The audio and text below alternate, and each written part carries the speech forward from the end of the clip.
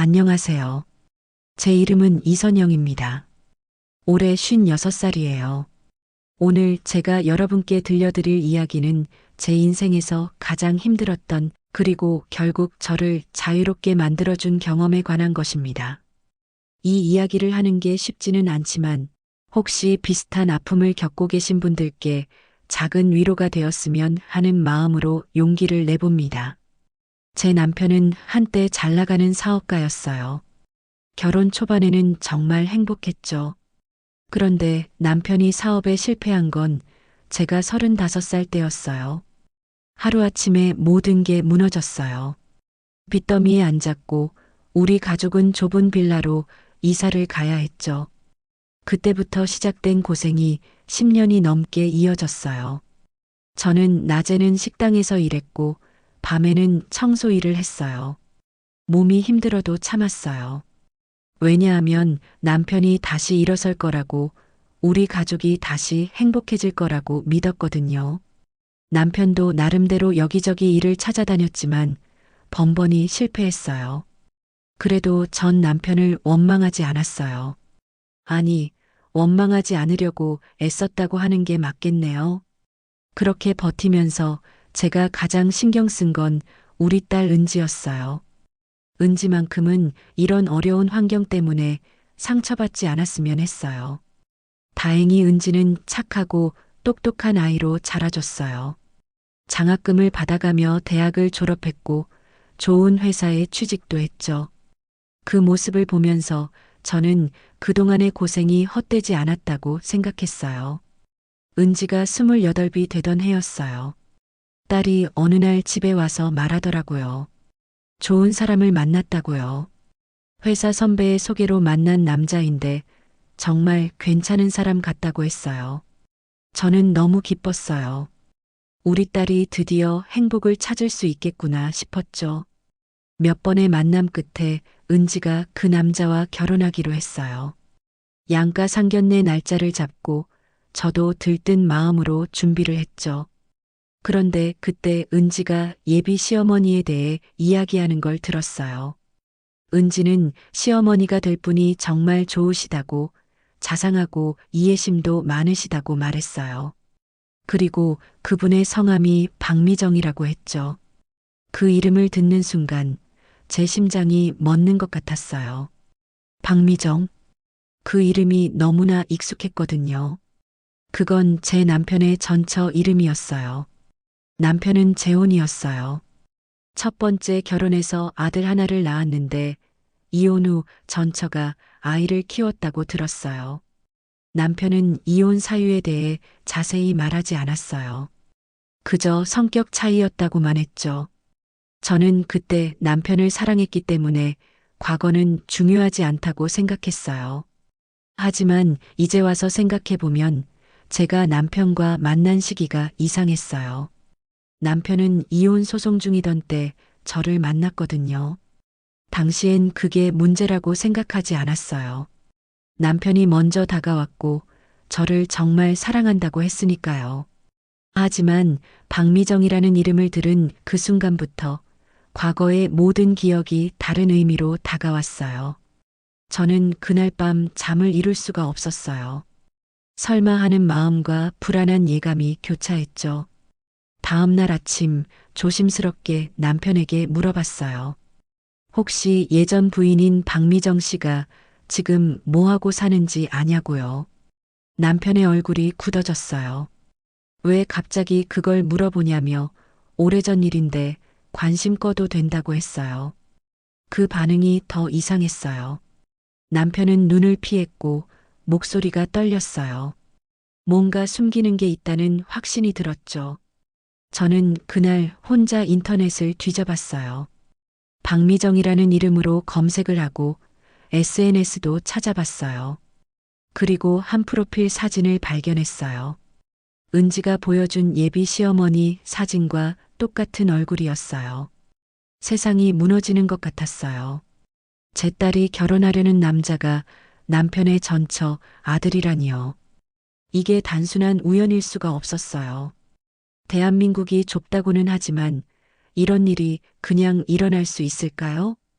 저는 온갖 생각이 머릿속을 휘젓고 지나갔어요. 그날부터 저는 밤마다 잠을 설쳤어요. 은지한테 이 사실을 말해야 하나 아니면 모른 척해야 하나. 하지만 더 큰 문제는 이게 정말 우연인지 아니면 누군가의 계획인지 알 수 없다는 거였어요. 박미정이 일부러 이런 상황을 만든 걸까요? 복수를 하려고 며칠을 고민하다가 저는 남편을 다시 불러앉혔어요. 이번엔 단도직입적으로 물었어요. 은지가 결혼하려는 남자의 어머니가 당신 전처 맞냐고요. 남편은 한참을 말이 없었어요. 그러다가 결국 고개를 끄덕였죠. 남편은 떨리는 목소리로 말했어요. 자기도 얼마 전에 알게 됐다고요. 은지가 가져온 결혼 상대방 어머니 정보를 보고 깜짝 놀랐다고 했어요. 하지만 어떻게 말해야 할지 몰라서 계속 숨기고 있었대요. 저는 화가 났어요. 이런 중요한 걸 왜 숨기고 있었냐고, 우리 딸의 인생이 걸린 문제인데 왜 가만히 있었냐고 소리쳤어요. 남편은 자기도 혼란스럽다고, 이게 정말 우연인지 아닌지 모르겠다고 했어요. 하지만 만약 이게 우연이 아니라면 박미정이 왜 이런 일을 꾸몄는지 생각만 해도 끔찍하다고 했죠.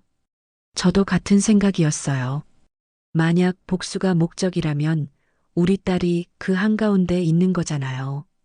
저는 고민 끝에 결정을 내렸어요. 일단 상견례를 하기로 한 거예요. 박미정을 직접 만나서 확인해 보기로 했죠. 그녀의 태도에서 뭔가 힌트를 얻을 수 있을 거라고 생각했어요.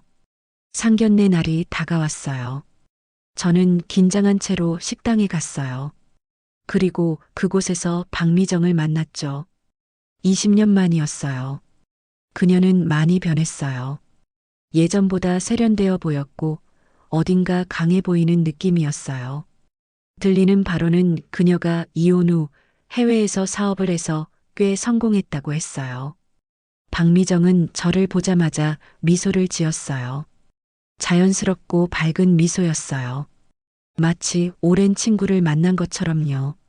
하지만 저는 그 미소 뒤에 뭔가 다른 감정이 숨어 있다는 걸 느꼈어요. 그녀는 저를 선영 씨라고 불렀어요. 너무나 자연스럽게요. 상견례 내내 분위기는 화기애애했어요. 양쪽 가족 모두 결혼을 축복하는 분위기였죠.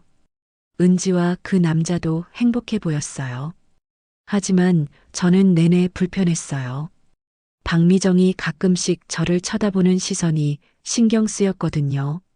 그녀의 눈빛에는 뭔가 알 수 없는 감정이 담겨 있었어요. 상견례가 끝나고 헤어질 때 박미정이 저에게 따로 말을 걸었어요. 우리 따로 차 한잔 하자고요. 저는 거절할 수 없었어요.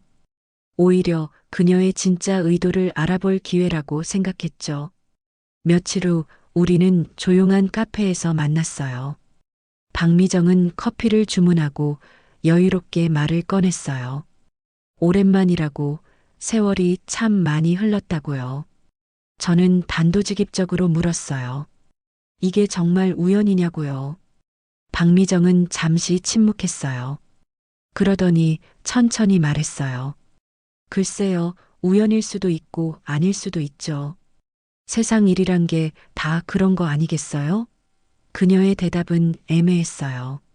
인정도 부정도 아닌 그 태도가 저를 더 불안하게 만들었어요. 저는 솔직하게 말했어요. 만약 복수가 목적이라면 우리 딸은 상관없으니 제발 놔달라고요. 우리 부부 문제는 우리끼리 해결하겠다고 했어요. 하지만 박미정은 고개를 저었어요. 복수라니요. 제가 왜 복수를 해요? 저는 그저 제 아들이 좋은 사람 만나서 결혼하는 게 기쁠 뿐이에요. 그녀의 말투는 차분했지만 뭔가 석연치 않은 느낌이 들었어요. 저는 더 이상 묻지 못하고 자리에서 일어났어요. 그날 밤 집에 돌아와서 남편에게 이 이야기를 했어요. 남편은 불안한 표정으로 듣더니 일단 결혼은 진행하자고 했어요. 지금 와서 막을 수도 없고 혹시 정말 우연이라면 괜히 딸만 상처받을 거라고요. 결국 결혼식 날이 왔어요. 그날 저는 복잡한 심정으로 식장에 앉아 있었어요. 딸은 아름다운 신부였고 신랑도 멋있었어요. 하객들은 모두 축복해줬죠. 하지만 저는 계속 박미정을 의식하지 않을 수 없었어요. 식이 끝나고 피로연이 시작됐어요. 박미정은 여기저기 다니며 사람들에게 인사를 했어요. 그러다 제 앞을 지나가면서 말했어요.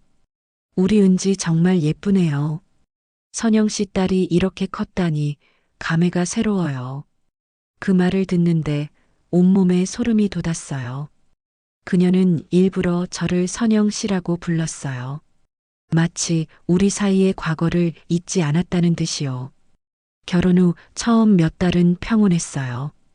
은지는 새 생활에 적응하는 것 같았고 가끔 전화로 행복하다고 말하곤 했어요. 저는 조금씩 안심했어요. 어쩌면 정말 그냥 우연이었을지도 모른다고 생각하기 시작했죠. 하지만 그 평화는 오래가지 않았어요.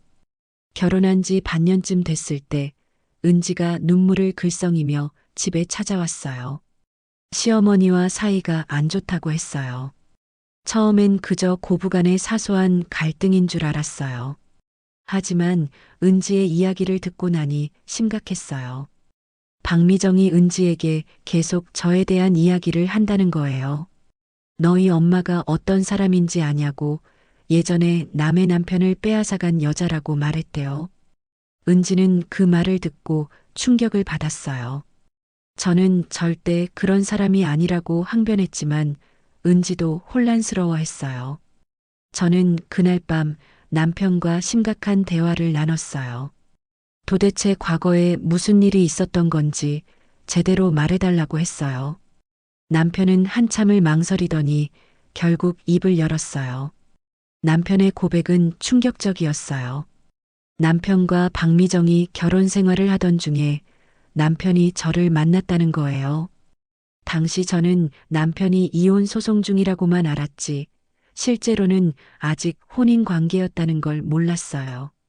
남편은 제게 거짓말을 한 거였죠. 박미정은 남편의 외도를 알게 됐고 그래서 이혼을 요구했대요. 남편은 그때 저를 선택했고 이혼이 성립된 후 곧바로 저와 결혼했어요. 결국 박미정의 입장에서 보면 저는 정말로 자기 남편을 빼앗아간 여자였던 거예요. 그 이야기를 듣는 순간 제가 지난 20년간 믿어왔던 모든 게 무너졌어요. 저는 제가 떳떳하다고 생각했어요. 이미 끝난 관계에서 새로 시작한 사랑이라고 믿었거든요. 하지만 실제로는 제가 그 관계를 끝나게 만든 원인이었던 거예요. 저는 남편에게 소리쳤어요. 왜 그걸 이제야 말하냐고, 왜 저한테 거짓말을 했냐고요. 남편은 미안하다고만 했어요. 그때는 저를 잃고 싶지 않았다고, 그래서 거짓말을 할 수밖에 없었다고 했어요. 저는 더 이상 남편과 대화하고 싶지 않았어요. 며칠 뒤 박미정이 저를 다시 찾아왔어요. 이번에는 우리 집 근처 공원에서 만나자고 했어요. 저는 가야만 했어요. 이제는 제대로 이야기를 나눠야 할 때라고 생각했거든요. 박미정은 벤치에 앉아 저를 기다리고 있었어요. 저도 그녀 옆에 앉았죠. 잠시 침묵이 흘렀어요. 박미정이 먼저 말을 꺼냈어요. 이제 알았겠죠? 제가 왜 이렇게 하는지요. 저는 고개를 숙였어요. 죄송하다고 말했어요. 그때는 정말 몰랐다고, 만약 알았다면 절대 그러지 않았을 거라고 했어요. 하지만 박미정은 차갑게 웃었어요. 몰랐다고요? 알았다면 안 했을 거라고요? 그게 무슨 소용이에요? 이미 다 끝난 일인데요. 그녀는 계속 말했어요. 자기가 얼마나 힘들었는지, 하루아침에 가정이 무너지고 아들과 단둘이 살아야 했던 그 시절이 얼마나 고통스러웠는지 이야기했어요. 해외로 떠난 것도 도망가기 위해서였대요. 이곳에 있으면 너무 괴로웠으니까요. 저는 그녀의 말을 들으며 눈물이 났어요. 제가 남의 인생을 망쳐놓은 거였어요. 비록 의도하지 않았다고 해도 결과적으로는 제 탓이었던 거죠. 박미정은 그제야 조금 누그러진 표정으로 말했어요. 처음에는 복수하고 싶었대요. 당신들이 느꼈던 그 고통을 똑같이 겪게 해주고 싶었다고요. 그래서 아들의 결혼 상대를 알아보다가 그게 은지라는 걸 알았을 때 운명이라고 생각했대요. 하지만 아들이 은지를 정말 사랑한다는 걸 알고 나서는 고민이 됐대요. 자기 아들의 행복을 망칠 수는 없었으니까요. 그래서 결혼은 허락했지만 당신들이 편하게 살 수는 없게 하고 싶었다고 했어요. 저는 이해한다고 말했어요. 그녀가 분노할 권리가 있다고, 충분히 그럴 만하다고 했어요.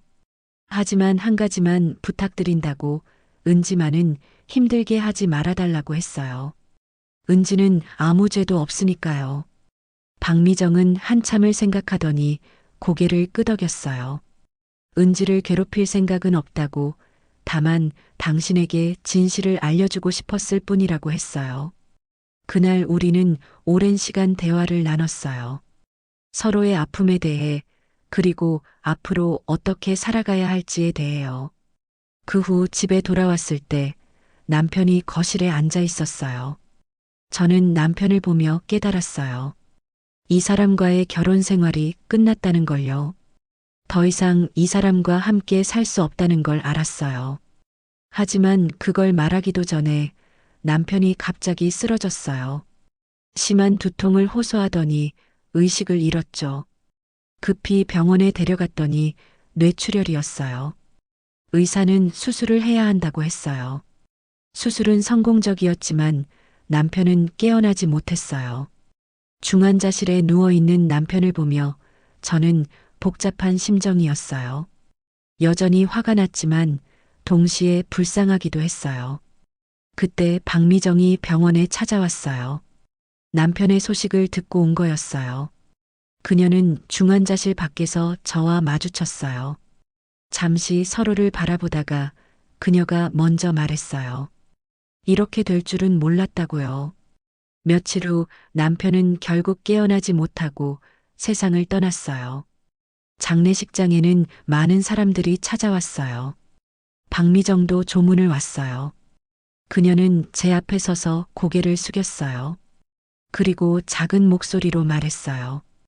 이제 다 끝났다고요. 저는 그녀를 보며 말했어요. 네, 이제 끝이에요. 우리 모두 이제 놓아줘야 해요. 박미정은 제 손을 잡았어요. 그녀의 손은 따뜻했어요. 우리는 아무 말 없이 잠시 그렇게 서 있었어요. 장례를 치르고 난 후 저는 많은 생각을 했어요. 지난 20년의 제 인생에 대해, 그리고 앞으로의 삶에 대해요. 딸 은지는 남편과 의논해서 미국으로 이민을 가기로 했어요. 여기서는 너무 많은 일이 있었으니까요. 새로운 곳에서 새롭게 시작하고 싶다고 했어요. 저는 딸의 결정을 응원했어요. 은지가 행복하기만 하면 됐어요. 출국 전날 은지가 저를 꼭 안아줬어요. 엄마 사랑한다고, 엄마는 잘못한 게 없다고 말해줬어요. 그 말에 저는 참았던 눈물을 흘렸어요. 은지 부부가 떠나고 나서 저는 정말 혼자가 됐어요. 빈집에 앉아 있으니 모든 게 허무했어요. 하지만 동시에 자유로운 느낌도 들었어요. 이제는 누구의 아내도 누구의 적도 아닌 그냥 저 자신으로 살 수 있겠다는 생각이 들었어요. 얼마 후 저는 예전에 자주 가던 카페에 갔어요. 그곳은 남편과 데이트하던 곳이었지만 이젠 그런 기억도 희미해진 느낌이었어요. 커피를 주문하고 창가 자리에 앉았는데 누군가 제 앞에 섰어요. 고개를 들어보니 박미정이었어요. 우리는 서로를 보며 잠시 놀랐어요. 그리고 동시에 작게 웃었어요. 박미정이 물었어요. 같이 앉아도 되냐고요. 저는 고개를 끄덕였어요. 우리는 그렇게 마주 앉아 커피를 마셨어요. 처음에는 어색했지만 시간이 지나면서 자연스럽게 대화가 이어졌어요. 그녀도 최근에 많은 걸 내려놓았다고 했어요. 복수도 분노도 이제는 다 소용없다는 걸 깨달았다고요. 저도 고백했어요. 그동안 제가 얼마나 무지했는지, 그리고 그게 얼마나 많은 사람을 아프게 했는지 이제야 안다고요. 박미정은 고개를 저었어요. 이제 와서 누가 잘못했는지 따지는 건 의미 없다고, 우리 모두 그저 살아온 거라고 말했어요. 헤어질 때 우리는 서로에게 작게 인사했어요. 건강하게 지내라고, 행복하게 살라고요. 그게 우리의 마지막 만남이 될 거라는 걸 둘 다 알고 있었어요. 집으로 돌아오는 길에 저는 이상하게 마음이 가벼웠어요. 오랜 짐을 내려놓은 것 같았어요. 이제 저는 작은 집에서 혼자 살고 있어요. 아침에 일어나서 창문을 열고 따뜻한 햇살을 느끼면서 하루를 시작해요. 예전처럼 누군가를 위해 서두르지 않아도 돼요. 그저 저 자신의 속도대로 제가 하고 싶은 대로 살아가고 있어요. 가끔 딸에게서 영상 통화가 와요.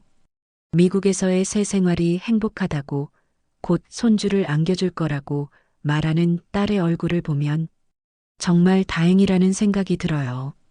제가 겪은 아픔이 딸에게까지 이어지지 않아서 감사해요. 인생은 정말 한치 앞도 모르는 것 같아요. 제가 사랑이라고 믿었던 것들이 누군가에게는 고통이었고, 제가 몰랐던 진실들이 결국 모든 걸 바꿔놓았어요. 하지만 이제는 그 모든 것을 받아들일 수 있게 됐어요. 여러분, 혹시 지금 힘든 시간을 보내고 계신가요? 과거의 실수나 상처 때문에 괴로워하고 계신가요? 저도 오랫동안 그랬어요. 하지만 깨달은 게 있어요. 우리는 과거를 바꿀 수는 없지만 그것을 어떻게 받아들이고 앞으로 나아갈지는 선택할 수 있다는 거예요. 용서는 정말 어려운 일이에요. 저도 아직 완전히 용서했다고 말할 수 없어요. 하지만 놓아주는 건 가능해요. 미움도, 후회도, 원망도 놓아주는 거예요. 그건 상대방을 위한 게 아니라 바로 나 자신을 위한 일이에요. 그 무거운 짐을 내려놓아야 비로소 자유로워질 수 있으니까요. 누구의 아내, 누구의 엄마, 누구의 적이 아닌 그냥 나 자신으로 사는 것. 그게 제가 56에 찾은 작은 행복이에요. 늦었다고 생각하지 마세요. 언제든 새로운 시작은 가능해요. 여러분도 오늘 하루 자신에게 조금 더 따뜻한 사람이 되어주세요. 과거의 실수로 자신을 너무 미워하지 마시고 앞으로 올 날들을 위해 작은 용기를 내보세요. 우리 모두 충분히 행복할 자격이 있어요. 긴 이야기를 끝까지 들어주셔서 정말 감사합니다. 제 이야기가 누군가에게 작은 위로가 되었으면 좋겠어요. 여러분도 힘든 시간을 잘 견뎌내시길, 그리고 언젠가는 저처럼 조금씩 가벼워지는 순간이 오시길 진심으로 바랍니다. 이 영상이 도움이 되셨다면 좋아요 버튼으로 응원해 주시고 구독 버튼을 눌러 더 많은 이야기를 함께 나눠주세요. 알림 설정까지 해주시면 새로운 영상을 가장 먼저 만나보실 수 있어요. 여러분의 작은 관심이 저에게 큰 힘이 됩니다. 댓글로 여러분의 생각이나 경험을 나눠주셔도 좋아요. 모두 읽어보고 있으니까요. 우리 함께 서로를 위로하고 응원하는 따뜻한 공간을 만들어가요. 다음에 또 좋은 이야기로 찾아뵙겠습니다. 오늘도 행복한 하루 보내세요. 감사합니다.